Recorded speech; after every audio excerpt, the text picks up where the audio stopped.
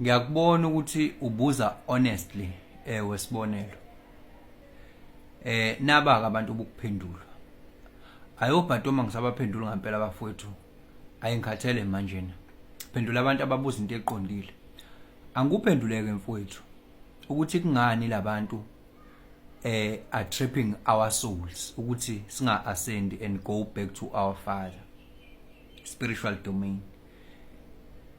Befuna ukuthi silokhu senza njengamanzi, amanzi ashiswe ilanga, evaporate ayephezulu, aphenduke lapha phezulu aba amafu, adrope aba amanzi, ashiswe ilanga abe intuthu, anyuka ephezulu, aphinda drop. Indaba belo besidlalisa lo umdlalo loyo. It's because bona bazitshela ukuthi bangonkulunkulu baka physical. Yes, bawo master be physics. That is why they are even pushing the narrative ethi there's no consciousness. The consciousness is as a result of the brain activity into engekho inzululwane, because the consciousness creates the reality.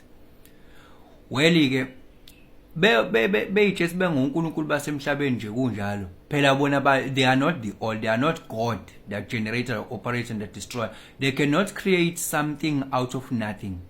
So they need our powers. Our soul serves as the fuel for them to do whatever they want to do. The system yabo inga collapse without us bowing to it. So they don't have powers bona ngokwabo. Abanawo ama powers bona ngokwabo ayimele awaba qhamuka kubona. Abanawo lo ma powers. But depend ekuthini. That is why benza lezi zinto abazenzayo. Yabona uma ngabe kumele kube khona into abayenzayo. Benza lekuthi soul harvesting. Yabona kube khona isikhathi la khona uthola ukuthi abantu bakhala kunobuhlungu obukhona. Yabona lo energy leyo it feeds to the ngoba bano god babo nabo. Bano god na demigods abo nabo. Abaxhumana nawo ababhawa kuwo obumnyama yin energy. Yabo? Banawo labo. Ama fallen angels abo. Yabo? Alwa nokuthi wena uascend, then ifida kwi negativity leyo nto. Thina masikhala ifida back to that's what they want. Yabo? That's what they want. Ubona kukhona ingozi khala nifo iattention yenu as a collective consciousness. Uma ni thathi attention yenu ni feed to this negativity. That is when ilapho ke la ikhona, ilapho ke isuke ibambe kahle. If you guys are crying, no jobs, load shedding, ingozi zemgwaqo, bayabulawa abantu, this and that, all this misery, it feeds back to their energy. It feeds back to their entities that they are bowing to. So thina nje besitriphile la le system le yabo idinga thina asleep esingekho awaken ukuze iqhubeke isebenze, because if now you know the truth, your consciousness level elevates. Now you are no longer like ruled by them. Even now you don't live by default, you live by design. You know what should you focus on. So now they lose powers over you. No, so now bane fear ukuthi we can lose powers kulabantu. That is why if kukhona abantu abazama ukuthisha leli verse lokuthi as ascend then good people, let us elevate our level of consciousness, they block those people, they fight those people. Those people, they are not only teaching ukuthi let us ascend, let us rise. They are teaching izinto as deep ukungcola okdeep okuqhamukayo. It's not all about the spirituality. Khona bakhona abanye abakhuluma like nabo zero baveza imfihlo ezithile ezenzekalayo ko economics, socially, politically, baveza zonke lezo mfihlo wonke lokho okungcola lo. So abakufuni ke lokho because kushayina lobo bumnyama, and when uzobona la kudlalwa kanje, and then you start to live by design. Now you know exactly ukuthi what's real, what's false, what's narrative is being pushed. Yonke lento, they are just tampering with your consciousness for you just to stay asleep. Manje awusakwazi ukubona manga neqiniso. Awazi nento eyiqiniso ukuthi iqiniso ngempela ani noma kusapusha narrative. Uyabona nje manje most people are focusing kulento kaMkhwanazi nje manje. Yes, they spend their time lapho.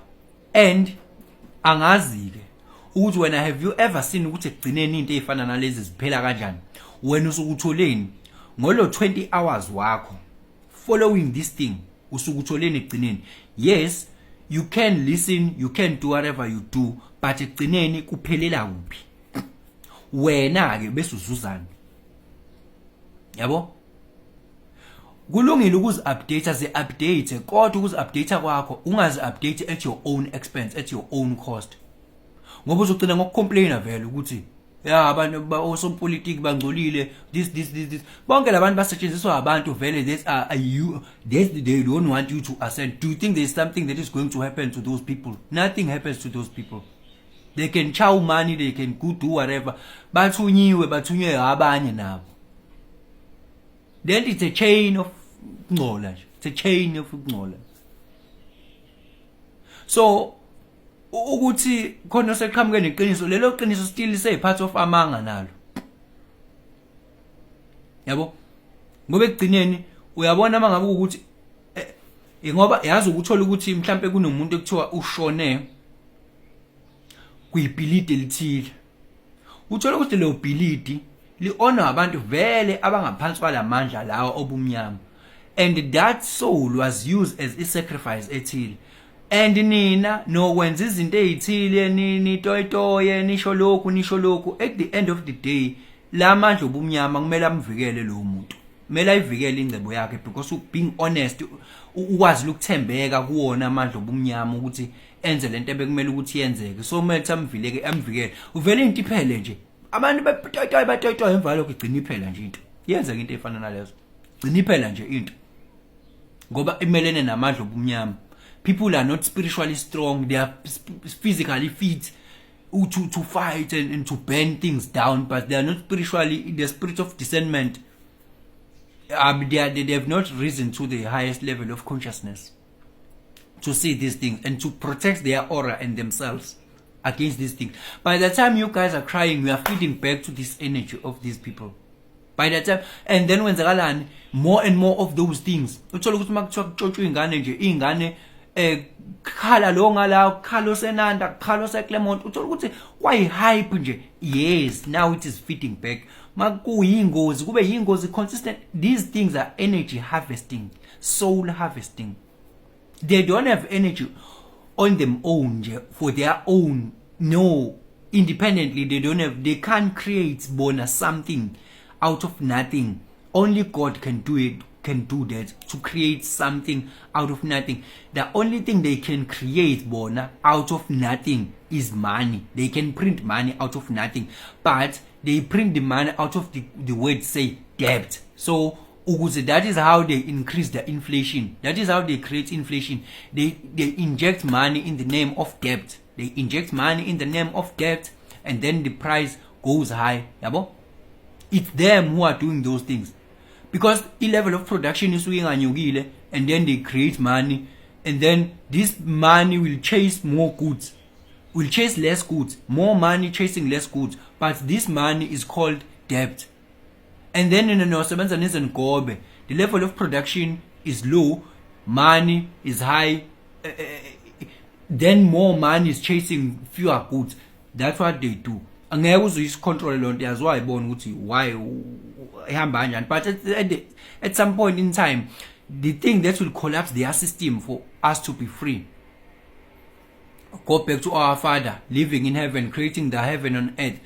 Akona ukuthi solwa kakhulu, but spiritual fight naso isona sibaluleke kakhulu more than physical fight. Ban spiritually level of consciousness asen lezi zinto esihlezi sikhuluma la. So shortly lonke nje why they do what they do, they want our souls. Our souls serves as an energy and a fuel for them to be God of this physical. If all of us can have this collective awakening, then we should here collapse the system. Then we'll need no physical body, we will need no physical, none whatsoever, and then we are operating on a frequency domain, then their system has collapsed. So they have also the fear of that as well.